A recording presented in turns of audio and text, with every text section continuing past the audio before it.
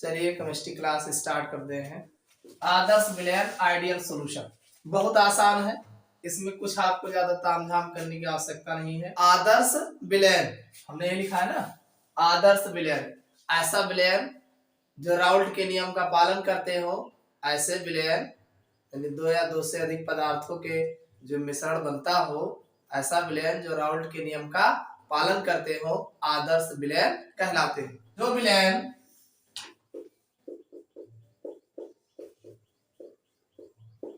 ताप और सांद्रता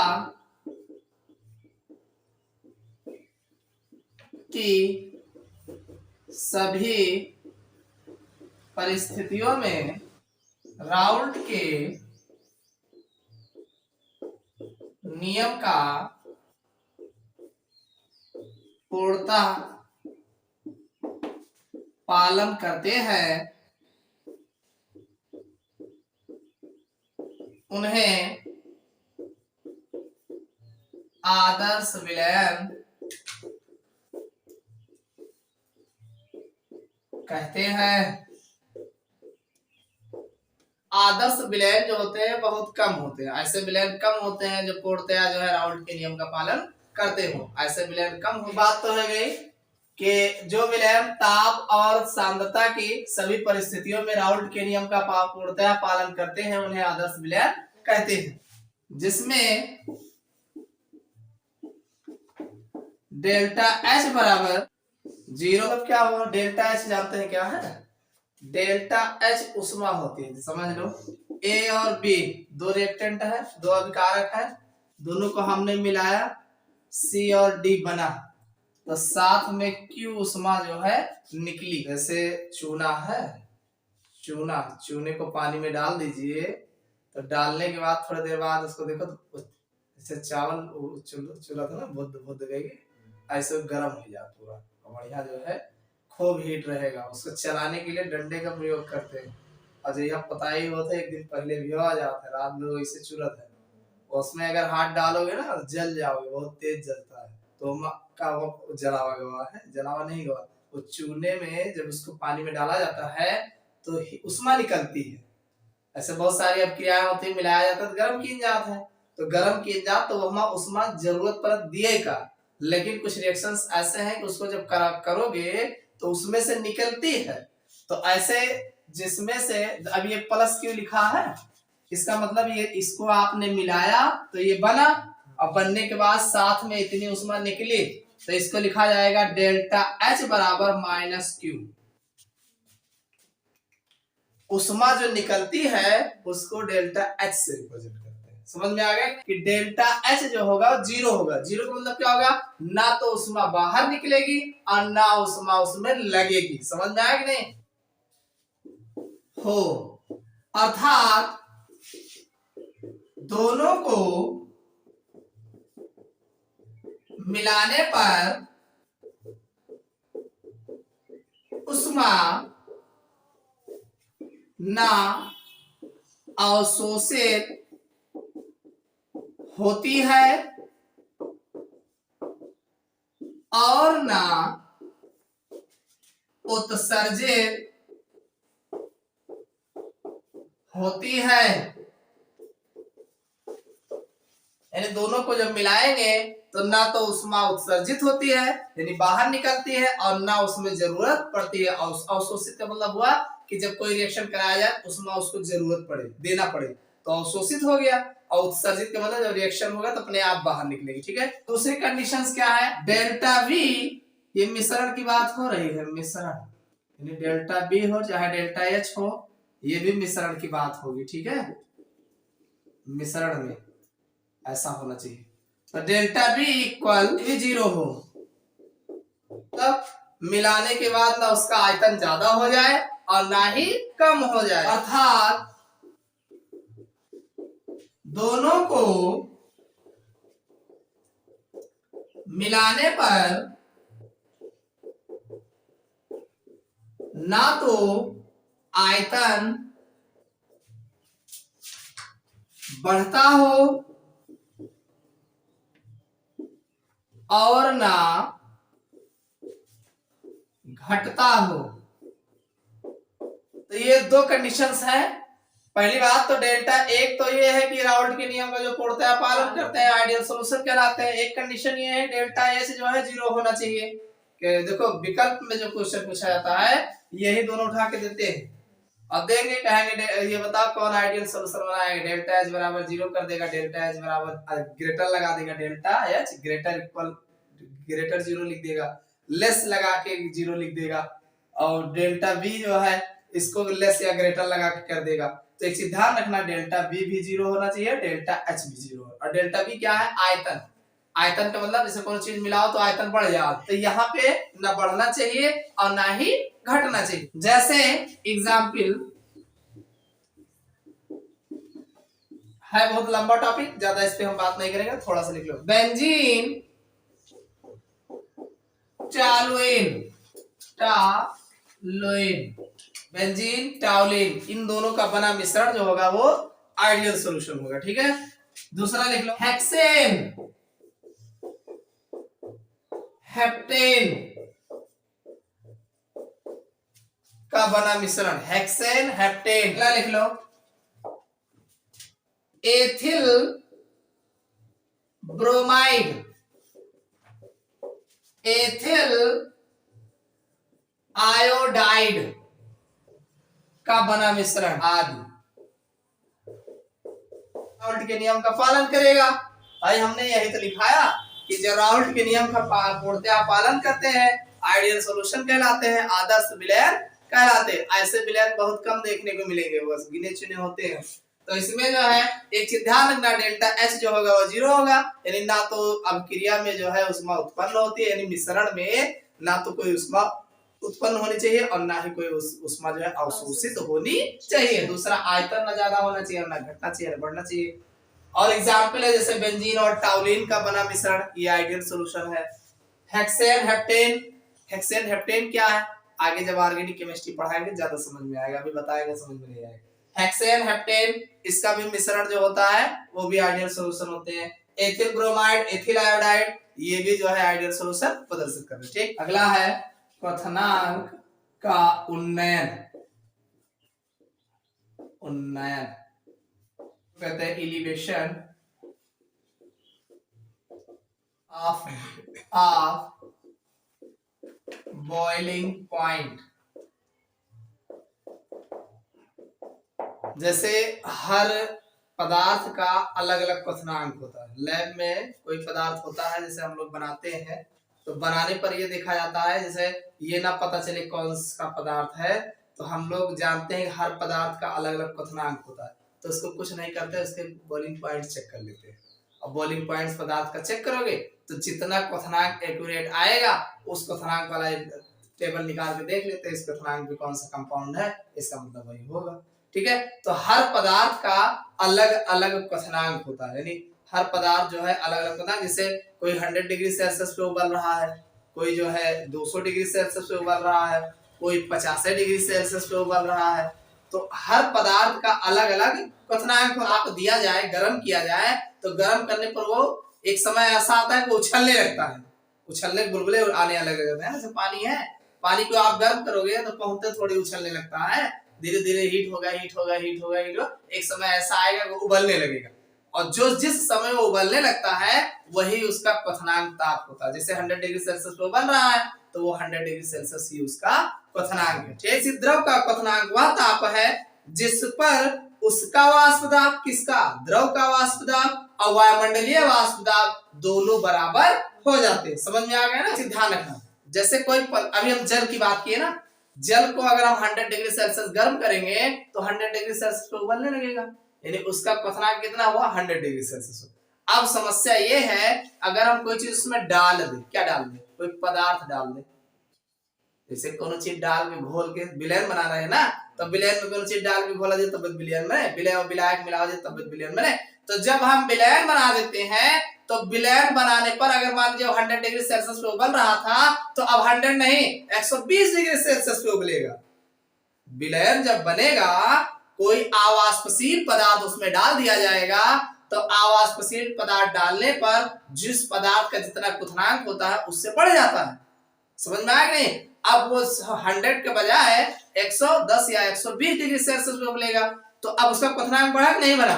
तो जो क्वथनांक बढ़ गया, क्वथनांक उसका बढ़ जाता है। अवनमन और उन्नयन दो शब्द है, अवनमन और उन्नयन। वाष्प दाब अवनमन, अवनमन का मतलब जैसे जिसमें कमी हो जाए, समझ ध्यान रखिएगा। अवनमन का मतलब होता है जिसमें कमी हो जाए और उन्नयन का मतलब होता है जिसमें वृद्धि हो जाए, समझ में आए? और जब अवनमन होगा, वाष्प दाब कम हो जाएगा, तो हमें ज्यादा उष्मा देने की आवश्यकता पड़ेगी। जिसमें वाष्प दाब कम होगा उसमें ज्यादा उष्मा देने की पड़ेगी, और जहाँ वाष्प दाब पहले में ज्यादा हो जा रहा है उसमें उष्मा कम दे। देखो होता क्या है, आप पहले जल लिए, ठीक, जल, अब जल को आप 100 डिग्री सेल्सियस गर्म किए, तो इसका वाष्प दाब जल का और वायुमंडल का वाष्प दाब 100 डिग्री सेल्सियस पे बराबर होता है, यानी दोनों का वाष्प दाब जो है 100 डिग्री सेल्सियस पे बराबर होता है और ये उबलने लगता है। क्लियर? अब आपने क्या किया, इसमें जो है जल के साथ साथ शुगर, ठीक, चीनी डाल दिया।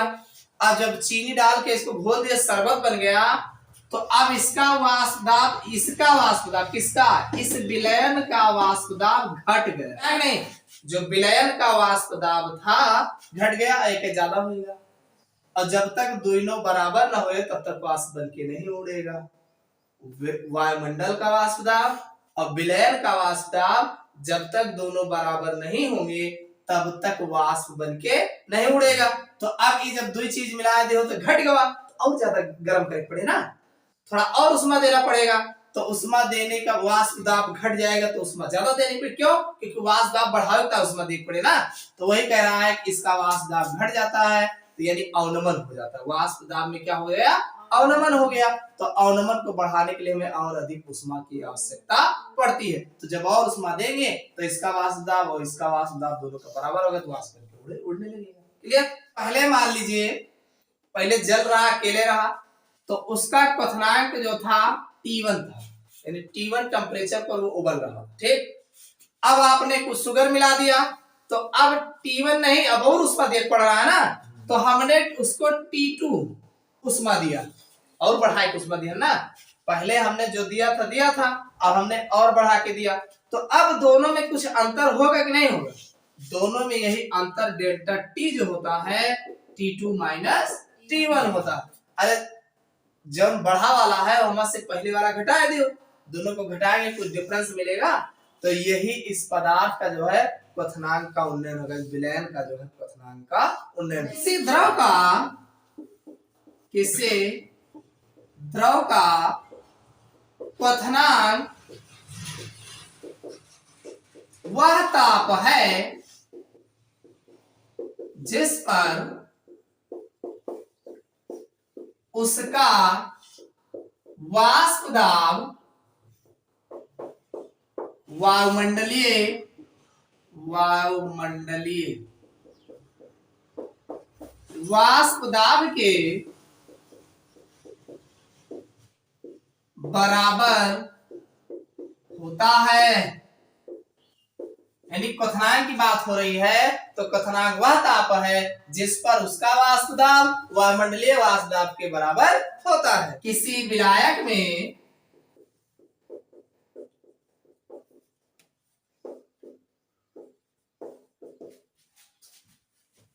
कोई अवाष्पशील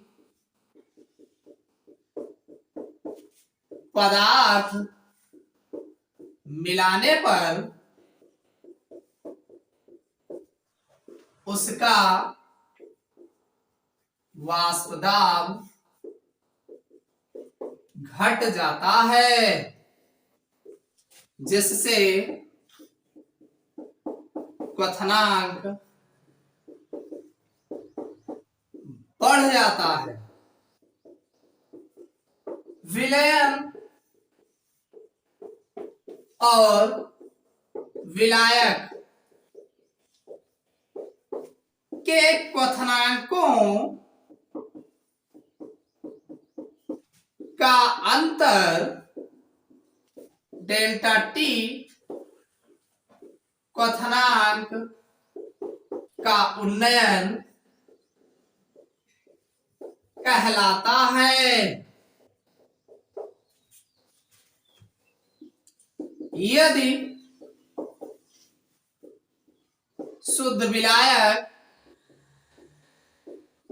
का क्वथनांक T0 जीरो लगा दिया ना, 0 माने शून्य, अकेले रहे हो, कुछ मिला उला ना रहे, ठीक है। और विलयन का क्वथनांक T है तो क्वथनांक उन्नयन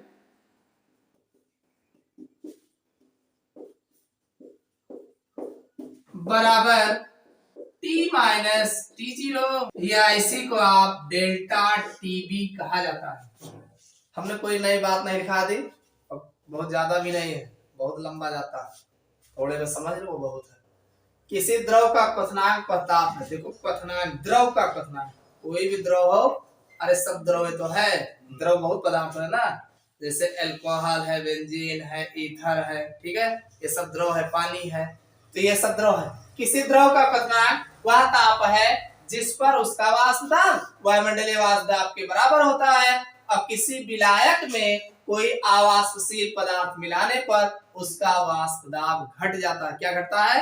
वाष्प दाब। वाष्प दाब क्या है? इससे पहले वाले लेक्चर में आपने देखा P माइनस PS बताया था ना, अपान P, ये क्या? वाष्प दाब का आपेक्षिक अवनमन, ठीक है। तो वाष्प दाब का आपेक्षिक मतलब जब शुद्ध रहा तो क्या वाष्प दाब P0 रहा, और जब कुछ मिलाया दिया तो PS होगा। तो सोल्यूशन के तो वाष्प दाब में अंतर हुआ नहीं, तो वही वाष्प दाब की यहाँ पे बात कर रहे हैं ना, कोई चीज मिलान तो घट नहीं हुआ। तो वही कह रहा है किसी विलायक में कोई अवाष्पशील पदार्थ मिलाने पर उसका वाष्प दाब घट जाता है, जिससे क्वथनांक बढ़ जाता है। जब घट गया और ज्यादा उसमें देखो तभी तो उसके बराबर हो पाएगा। तो ये कह रहा है जिसमें क्वथनांक बढ़ जाता है। अब विलयन और विलायक, एक विलयन होगा और एक विलायक होगा। विलायक होगा जो घोला हुआ पानी जैसे रहा, और विलयन जब कोई चीज डाल के घोल देंगे विलयन हो गया। तो विलयन और विलायक के क्वथनांकों का अंतर, क्वथनांक हेडिंग कौन सा है? क्वथनांक के उन्नयन ना, तो वही से पकड़ ले वो क्वथनांक, याद करने का जरूरत है कि विलयन और विलायकों के क्वथनांकों का जो अंतर होगा उसे डेल्टा टी से कहा जाता है। देखो डेल्टा हमेशा कौन सी डिफरेंस की जाता है तो डेल्टा लगा दीजिए, इसको ध्यान रखना। डेल्टा टी क्वथनांक का उन्नयन कहलाता है।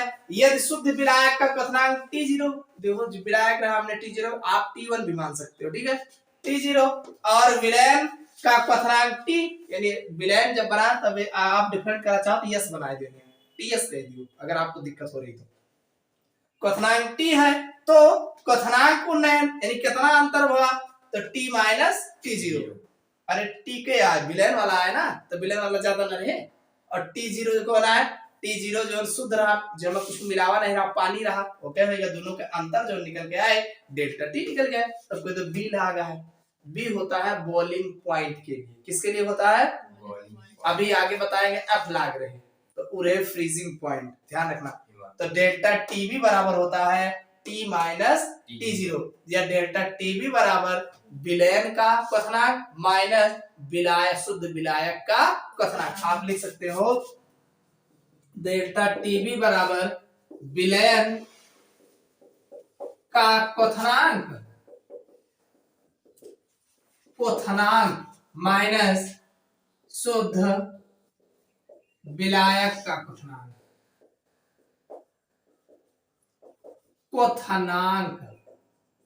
हेडिंग डाल लो, क्वथनांक उन्नयन और वैद्युत अपघट्य के विलयन की मोललता में संबंध। देखो हेडिंग क्या लिखा है, हेडिंग समझ लो, ऐसा आ जाएगा। क्वथनांक उन्नयन डेल्टा टीबी, इससे याद हो गया ना। क्वथनांक उन्नयन क्या है? डेल्टा टीबी है। तो और वैद्युत अन अपघट्य के विलयन की मोललता, वैद्युत अन अपघट्य जानते हो ना, जिसको जल में घोलने के बाद उसमें से धारा प्रवाह नहीं होता है। तो वैद्युत अनअपघट्य विलयन की मोललता में संबंध, मोललता मालूम है, मोललता बराबर होता है, मोललता बराबर W/M गुणे कैपिटल W, ये होगा केजी में, यही मोललता होता है। मोललता बराबर होता है 1 किलोग्राम विलायक में विलीन विलय के मोलों की संख्या उसकी मोललता कहलाती है। समझ में आ गया नहीं? 1 किलोग्राम, देखो केजी लिखा है ना, और W जो है विलायक के लिए लिखा गया, कैपिटल W विलायक के लिए, स्मॉल W विलय के लिए। समझ में आया नहीं? तो 1 किलोग्राम, केजी लिखा है मतलब किलोग्राम के लिए, 1 किलोग्राम विलायक में विलीन विलय के मोलों की संख्या उसकी मोललता कहलाती है। तो यहाँ क्या कहा जा रहा है कि क्वथनांक उन्नयन और किसी विद्युत अनअपघट्य के विलयन की मोललता में संबंध बताना, और मोललता को स्मॉल m से लिखा जाता है। एक स्मॉल m लिखा था, तो ये अणुभार है W/M, पदार्थ का अणुभार है, इससे मतलब इसको स्मॉल m से लिखा जाता है। वैसे किसी आवास्पशील, देखो ये यूपी बोर्ड है, बोर्ड एग्जाम आप लोग देने जा रहे हो, तो वहां आपको कुछ लिख के बताना पड़ेगा। जब तक लिख के नहीं बताओगे वहां पे माना नहीं जाएगा, ठीक है? एक लाइन लिख के का हम पूरा डिफिनेशन दे देंगे 2 नंबर का, तो ऐसा नहीं है। हाँ, कॉम्पिटिटिव एग्जाम में केवल फार्मूले की ही आवश्यकता पड़ती है, तो आपको कॉम्पिटिटिव एग्जाम बाद में देना है, पहले आपको बोर्ड एग्जाम देना है, ठीक है? वैद्युत अनअपघट्य पदार्थ के विलयन का क्वथनांक उन्नयन, इसको हम क्या लिखते हैं, डेल्टा ई। विलयन की मोललता, इसको स्मॉल m से, के समानुपाती होता है।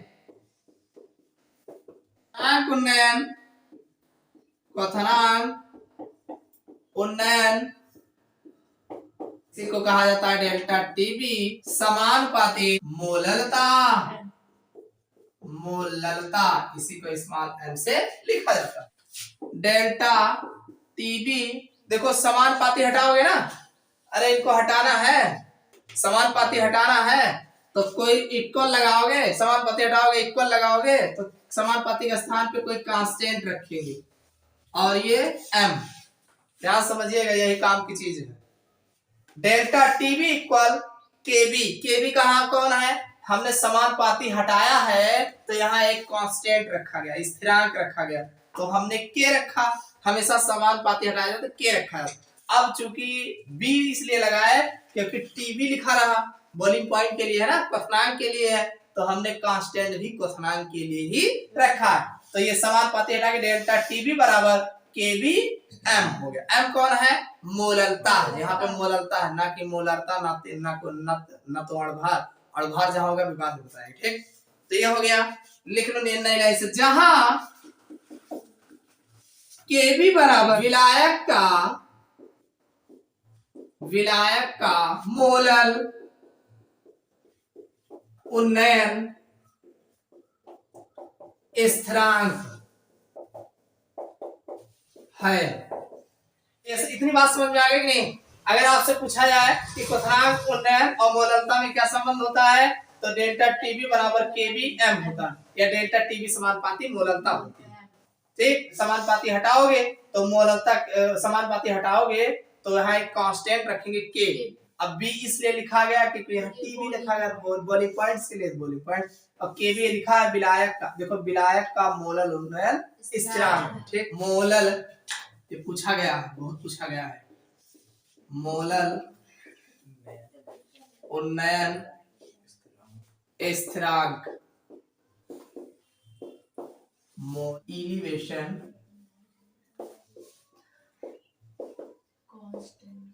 कांस्टेंट,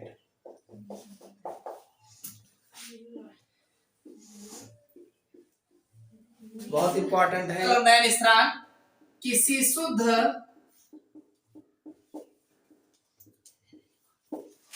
विलायक के 1000 ग्राम में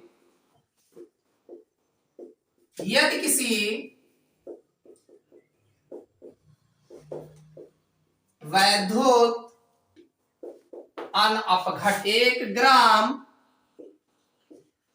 अणु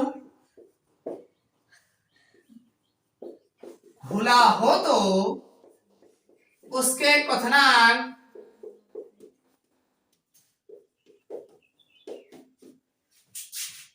में जो उन्नयन होगा उसे विलायक का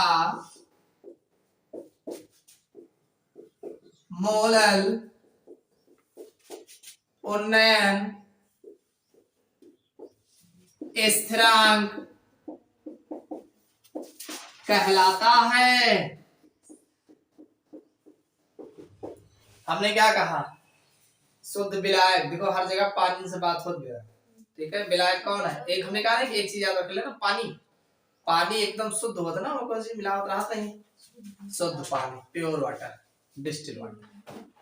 देखो किसी शुद्ध विलायक के, कोई शुद्ध विलायक है, उसके 1000 ग्राम में, कितने ग्राम में? 1000 ग्राम। ना याद आवे 1 किलोग्राम कर दियो। 1 किलोग्राम, 1 किलोग्राम का 1000 ग्राम हुआ कि नहीं हुआ? तो किसी शुद्ध विलायक के 1 किलोग्राम में यदि किसी वैद्युत अनअपघट्य का 1 ग्राम अणु, 1000 में 1 ग्राम अणु कहा था ना, 1 किलोग्राम में 1 ग्राम अणु, ठीक। तो वही कहा गया, यदि किसी विद्युत अनअपघट्य का 1 ग्राम अणु घुला हो तो उसके क्वथनांक में जो उन्नयन होगा, अरे जब घुलेगा तब उसका क्वथनांक बढ़ेगा ना, तो उसके क्वथनांक में जो उन्नयन होगा उसे विलायक का मोलल उन्नयन स्थिरांक कहलाता है। समझ में आ गया ना? अब इसको हम ऐसे लिखेंगे, m बराबर 1000 केवी बटे डेल्टा टीवी के बाद कैपिटल डब्ल्यू। दोनों में अंतर है, इसको लिख लेना, यही फार्मूला है। देखो हमने क्या लिखा? m बराबर 1000 केवी स्मॉल डब्ल्यू बटे डेल्टा टीवी कैपिटल डब्ल्यू। देखो आप जानते हैं, देखो हमने अभी अभी क्या बताया था? हमने आपको कहा कि डेल्टा टीवी पर केवी और m बताए थे। ध्यान समझिए, यही से हमने लाया है। डेल्टा टीवी बराबर केवी हम बताए, और हमने आपसे कहा कि m बराबर स्मॉल डब्ल्यू m गुणे कैपिटल डब्ल्यू, यही तो बताया अभी फार्मूला। मोललता बराबर यही तो होता है।